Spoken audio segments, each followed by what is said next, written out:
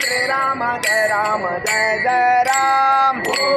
एकदा माझ्याबरोबर तुम्ही सुद्धा म्हणा, आई तुळजाभवानी माता की जय।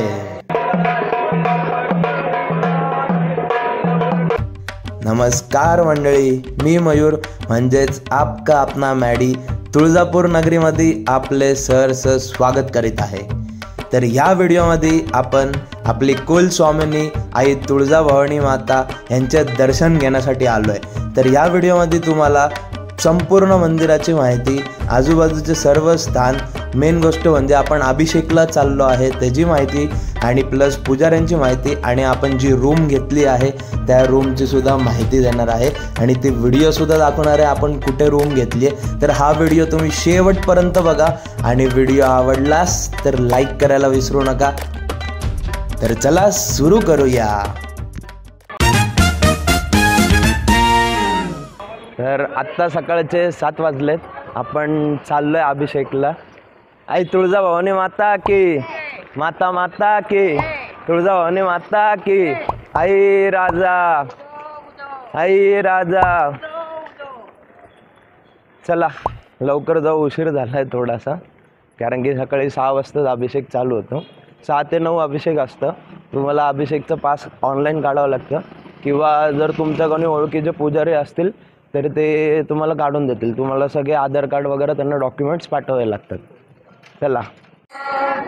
ओम श्री राम जय राम जय जय राम। ओम श्री राम जय राम जय जय राम। श्री राम जय राम जय जय राम। श्री राम जय राम जय जय राम। श्री राम जय राम जय जय राम। श्री राम जय राम जय जय राम। ओम श्री राम जय राम जय जय राम। जसं तुम्ही बघू शकता आत्ता आपण शहाजी महाद्वारापाशी पोहोचलोय। इकडनं आता इंटरनली आपल्याला आतमध्ये दर्शनाला जायचं आहे। हा तो मेन राजे शहाजी महाद्वार आहे। जय जय राम। ओम श्री राम जय राम जय जय राम। श्री राम जय राम जय जय राम। श्री राम जय राम जय जय राम। श्री राम जय राम जय जय राम। चला आता राजे शहाजी महाद्वारापासून आपण आतमध्ये जाऊया।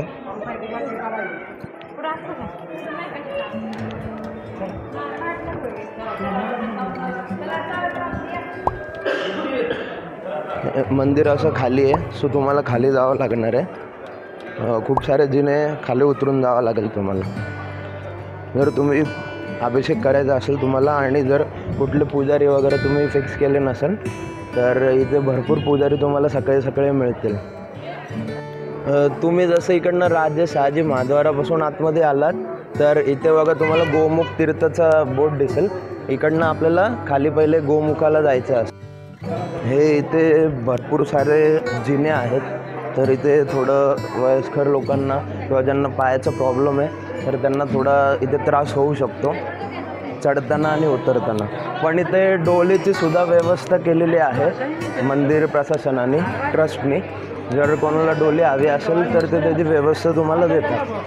तर हे आहे गोमुख तीर्थ। आत्ता आपल्याला इतका टाईम नाही, आता आपल्याला अभिषेकला जायचं, उशीर झाला आहे, आपण येताना बघू। थोडं पुढे आल्यावर तुम्हाला श्री सिद्धिविनायक इथे उजव्या सोंडाचा गणपती लागेल। ह्याचं तुम्ही रूप पाहू शकता कसं। श्री गणेशाय नमः।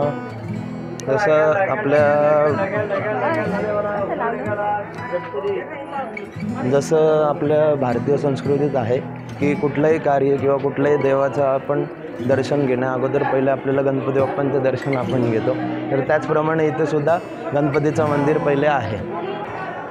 आता आपण मंदिराच्या मुख्य प्रवेशद्वारामधून आतमध्ये आलो आहे, बघू शकता।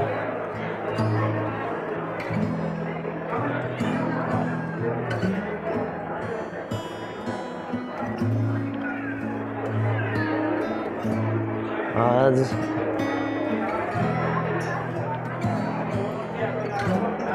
बुधवार आहे तरी पण गर्दी बघा, इथे किती गर्दी झाली।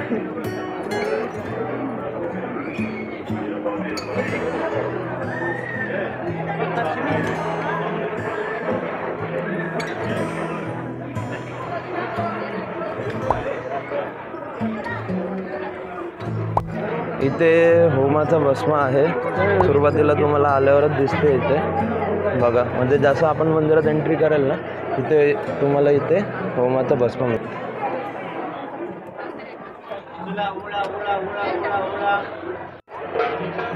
बघा इथे होमाचं भस्म. इकडनं जसं आपण पुढं आल्यानंतर हे इथे जावळ काढण्याचे ठिकाण आहे. जर कोणाला जावळ वगैरे काढायचं असेल तर इथे काढू शकतो. बघा आत्ताच कोणाला तरी जावळ काढलेलंच वाटतं. आणि इथे जर तुम्हाला काही गोंधळ वगैरे करायचा असेल तर इथे गोंधळ करतात.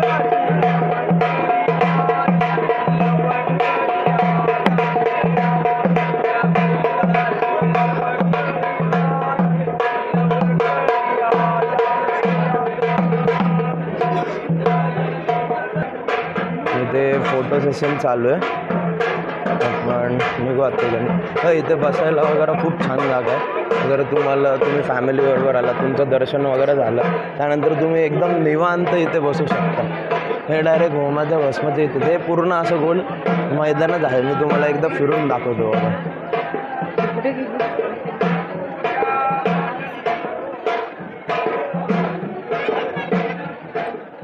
हा ना,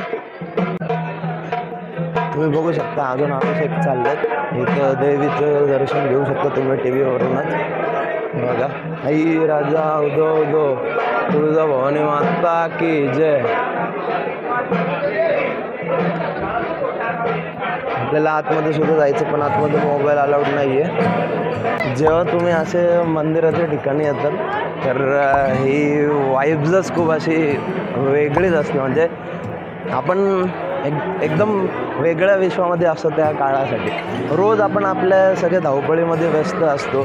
सगळ्यांच्या आयुष्यात काय ना काहीतरी धावपळ चालू असते. बट ज्यावेळेस तुम्ही इथं येता त्यावेळेस तुम्हाला खरंच म्हणजे सगळं तुम्ही विसरून जाता. पूर्ण देवाच्या हवाले होतं तुम्ही. खूप छान वाटतं इथे आल्यावर. आणि जर तुमची खूप इच्छा असेल खूप दिवसाची आणि तुम्ही वर्षांनी आलात तर खूप मस्त नक्की या तुम्ही सुद्धा. तर आत्ता आम्ही अभिषेकसाठी आतमध्ये आलेलो आहे. तर ही बघा इतकी लाईन लागलेली आहे तरी आम्हाला उशीर झाला आहे. नाहीतर खूप जास्त लाईन असते. तरी बघू आता किती वेळात आपला अभिषेक होतो मी तुम्हाला कळवतो तसं. तर त्या रूममधनं बाहेर पडल्यावर आत्ता आपण इथे येतो मंदिराच्या आवारामध्ये. तर ती लाईन इकडनं पुढं जाते. हे बघा मेन मंदिराचा कळस आहे. आपल्याला इथेच जायचं आणि इथे जाण्यासाठी तुम्ही बघू शकता आता हे दरवाजा आहे ना इकडनं बघा. हे लोक चाललेत ना तिकडनं आता आतमध्ये आपल्याला दर्शनाला जायचं.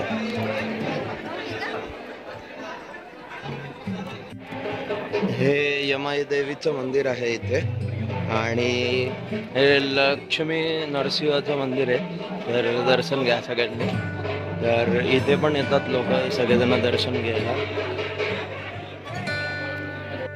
आणि लक्ष्मी नरसिंह मंदिराच्या बाजूलाच इथे खंडोबाचं मंदिर आहे मल्हारी मार्तंड. तर बघा इथे खंडोबाची आता पूजा केली जाते. घोड्यावर विराजमान आहे खंडोबा इथे. एळकोट एळकोट जय मल्हार सदानंदाचा एक.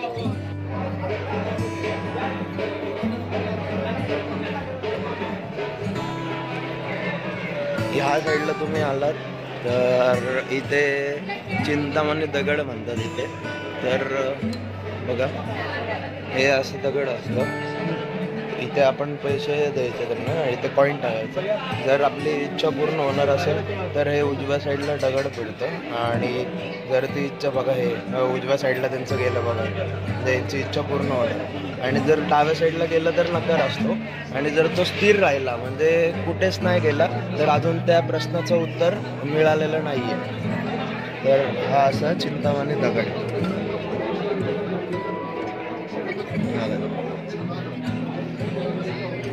तर मित्रांनो ह्या दगडावर पूर्ण सायंटिफिक रिसर्च झालं आहे आणि हे कळू शकलं नाही आहे की कसं काय हे दगड आपल्या प्रश्नांची उत्तरं देतात. ही प्रथा छत्रपती शिवाजी महाराजांपासून चालून आलेली आहे। ते आपल्या मोहिमेवर जाण्यापूर्वी इथे ह्या दगडावर आपली मोहीम फत्ते होणार की नाही हे जाणून घ्यायचे। तर चला आपण थोडीफार ही माहिती या गुरुजींकडनं घेऊ। ह्यांचा आवाज नीट येत नाही आहे, पण जितकं त्यांनी मला सांगितलं ते मी तुम्हाला पुढे फॉरवर्ड करतोय। हा गुरुजी, म्हणजे याच्यावर पूर्ण रिसर्च झालंय। आजपर्यंत कोणीच सिद्ध नाही केलं की हे कशामुळे होतं, काय होतं, नाही का?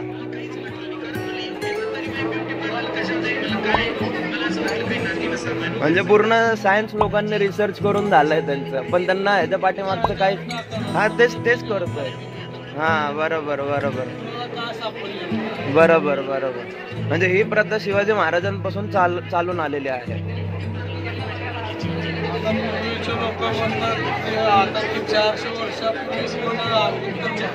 बरोबर बरोबर बरोबर,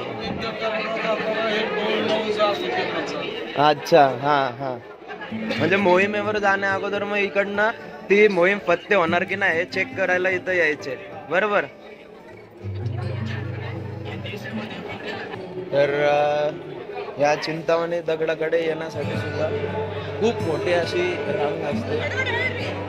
जसे गरजेवर डिपेंड आहे, भरपूर लोक इथे आल्यावर आपलं प्रश्नाचे उत्तरे घेतातच। आणि त्याच्या तिकडनं जर आपण या डाव्या साईडला आलो तर दत्तगुरूंचं मंदिर आहे आपलं। श्री अवधूत चिंतन श्री गुरुदेव दत्त, श्री गुरुदेव दत्त, श्री गुरुदेव दत्त। स्वामी ओम। बघा इथे सगळे परड्या वगैरे ठेवलेले असतात, जे घरनं सीधा घेऊन येतात तर ते परडीमध्ये इथे सोडतात बघा दत्तगुरु।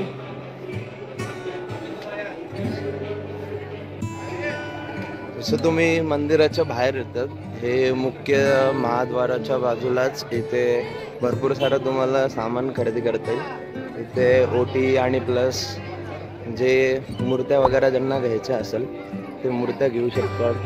कळस आहे, हळदूक कुंकू आणि देवीची जी आवडती कवड्यांची माळ आहे ती इथे मिळेल तुम्हाला। आणि प्रसाद वगैरे घ्यायचा असेल तुम्हाला प्रसाद पण घेऊ शकता।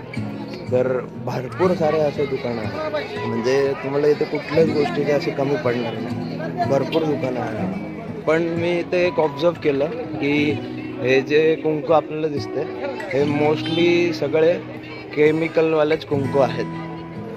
हो, तर बघा। आणि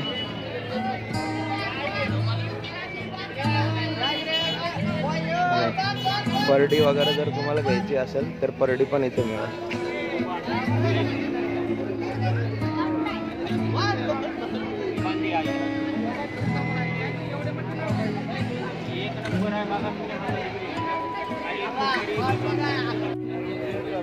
आणि अशी मान्यता आहे की मंदिराच्या बाहेर आल्यावर इथे बांगड्या घालायची परंपरा आहे। तर मग इथे भरपूर लोक आल्यावर इथे बांगड्या घालूनच जातात, म्हणजे बायका।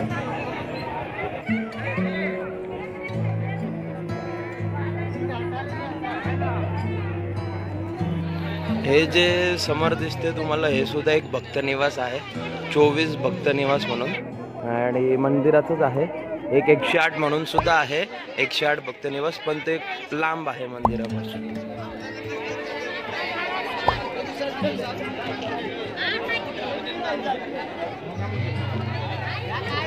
बाकी काय, आता आपलं दर्शन वगैरे झालेलं आहे, आता आपण रूमवर जाऊया। चला आता आपण आपल्या रूमचा टूर घेऊया। हा जो मेन गेट आहे जो आपण इथे बंद, म्हणजे वाहनांना जायला तिकडनं बंदी आहे, तर त्याच साईडला इथे डावीकडे बघा हे जे घर आहे, तर इथे आतमध्ये रूम्स अवेलेबल आहेत। चला आपण वरनं सुद्धा रूम दाखवतो, खूप छान रूम्स आहेत त्यांचे। चला, ज्यावेळेस आपण जिने चढून वरती येतो असं सुंदर असं त्यांनी इथे थोडंफार डेकोरेशन केलं आहे, छान इंटिरियर। तर इकडनं राईट साईडला गेल्यावर आपली रूम येते बघा। इकडनं असं एंट्रन्स आहे, AC वगैरेची पण व्यवस्था केलेली आहे आतमध्ये। आणि हा बेड, 2-3 लोक आरामात इथे झोपू शकतात या बेडवर। आणि इथे तुम्हाला टीव्हीची सुद्धा सोय आहे, आणि मेन गोष्ट म्हणजे इथं की कार्डची फॅसिलिटी बघा. लाईट बंद, की कार्ड लावल्यावर लाईट चालू. बाकी TV आहे इथं आणि हा आपला मिरर आणि वॉशरूम वगैरे इथे सगळं आतमध्ये आहे. सो काहीच काळजी करायची जरूरत नाही, एकदम कम्फर्टेबल रूम आहे. जर कोणाला हवी असेल तर मी खाली इथे डिस्क्रिप्शन बॉक्समध्ये त्यांचा नंबर किंवा इथे स्क्रीनवर त्यांचं कार्डचा मी फोटो काढून टाकेल, तर चेक करा. तर आता आपलं तुळजापुरातलं दर्शन, जेवण वगैरे सगळं व्यवस्थित झालेलं आहे. आता आपण पुण्याकडे निघालो आहे. तर चला हा ब्लॉग आपण इथंच एंड करू. पुण्याकडे जायला आता आपण इकडनं बाहेर एस टी स्टँड आहे, तिकडनं जी गाडी मिळेल त्याने आपण सोलापूरला चाललो आहे आणि सोलापूरवरून डायरेक्ट ट्रेन आहे पुण्याला. चला एकदा तुळजाभवानी माता की